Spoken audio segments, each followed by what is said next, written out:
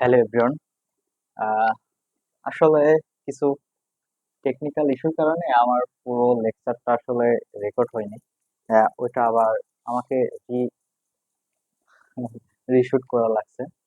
তো আমরা আসলে শেষ করেছিলাম এখানে গ্যালভানোমিটার বা পাশে যুক্ত করি তখন এটা এরকম বোঝাইছি, আর এটা দ্বারা আপসা আপসা দ্বারা বোঝাচ্ছি যে এটা হচ্ছে ডান পাশে যখন যুক্ত করছে এটা। এখন ফার্স্ট অফ অল আমরা তো গ্যালভানোমিটারের এবং যে ইনকারেকশনের যে বিষয়টা জানলাম, ইনকারেকশনে মূলত হচ্ছে যে মিটার ব্রিজের যে ওয়্যারটা আছে ওটার যে এক্সট্রা একটা লেন্থ আছে, ওই লেন্থটা মূলত আমরা ল্যাম্বডা এল আর ল্যাম্বডা আর টা বের করবো। এটা থ্রুতে কিন্তু আমাদের এই কাজগুলো।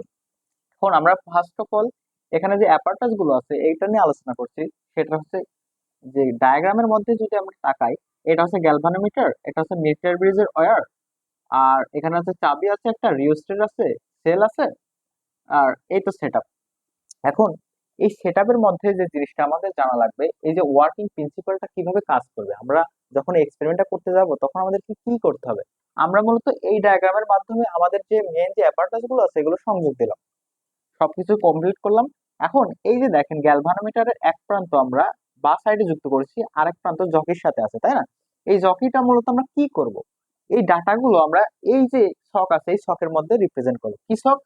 ফার্স্ট অফ অল এই দেখেন এ থেকে বি পর্যন্ত 10টা দাগ করছি আমরা, 10টা জায়গা আছে।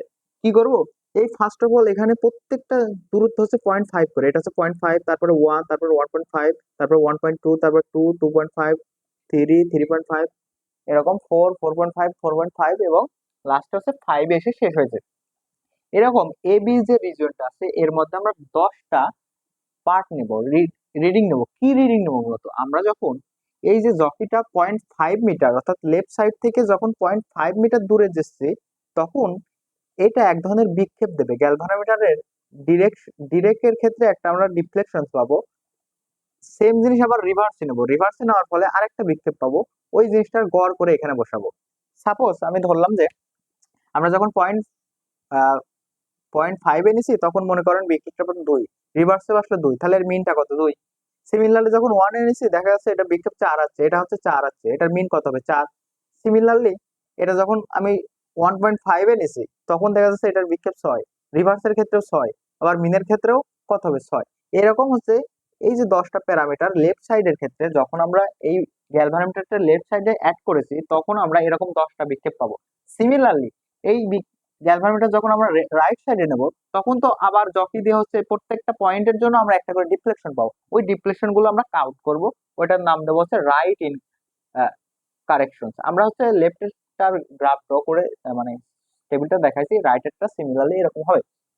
এই জিনিসটার মাধ্যমে আমরা এটা বের করার পরে ল্যামডা এল আর ল্যামডা আর কিভাবে পাবো, এটা মূলত আমরা যে ডাটাগুলো পেলাম না, এই লেফট সাইডের ডাটা আর রাইট সাইডের যে ডাটা, ওই ডাটা একটা গ্রাফের মধ্যে যখন প্লট করব না, মনে করো এটার জন্য একটা পাইছে, এটার জন্য এটা পাইছে, এটার জন্য এটা পাইছে, এরকম একটা গ্রাফ হবে। এই গ্রাফটা এই যে বাঁ দিকে যতটুকু সরে আসতেছে, তারপরে সরে আসতেছে, এটা হচ্ছে লেফটের গ্রাফ, এটা হচ্ছে রাইটের গ্রাফ। অর্থাৎ লেফটের যে ডাটাগুলো ওটা বসানোর ফলে একটা যে গ্রাফ পাবো, রাইটের যে ডাটাগুলো পাবো এই ডিফ্লেকশন গুলো বসানোর ফলে একটা গ্রাফ পাবো আমি। এটা হচ্ছে রাইট গ্রাফ বলা হচ্ছে। ওই গ্রাফের সাহায্যে আমরা এটা হচ্ছে ল্যামডা এল ল্যামডা আর এটা বের করতে পারবো গ্রাফের সাহায্যে। এখন এই সিমিলারলি যে জিনিসটা, এটা থিওরিটিক্যালি কিভাবে করবো, আমরা থিওরিটিক্যালি কিভাবে প্রমাণ করবো, বের করবো, এই জিনিসটা আমি এখন দেখাবো। এখন এই থিওরি বোঝার আগে আমাদের যে প্যারামিটার গুলো বুঝতে হবে সেগুলো দেখেন। এটা হচ্ছে আর এল। আর এলটা কি?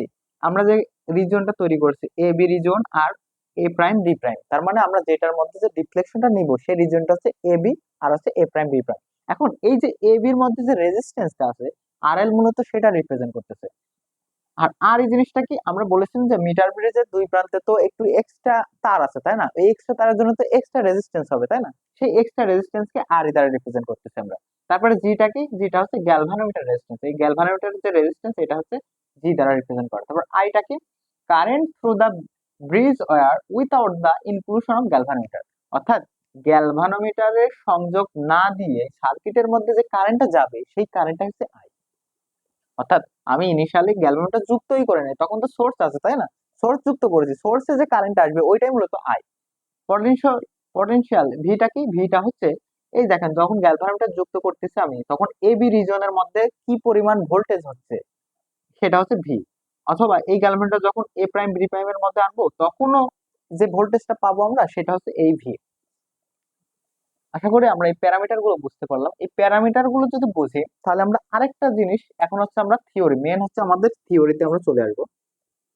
থিওরি কিভাবে করব, থিওরির ইনিশিয়াল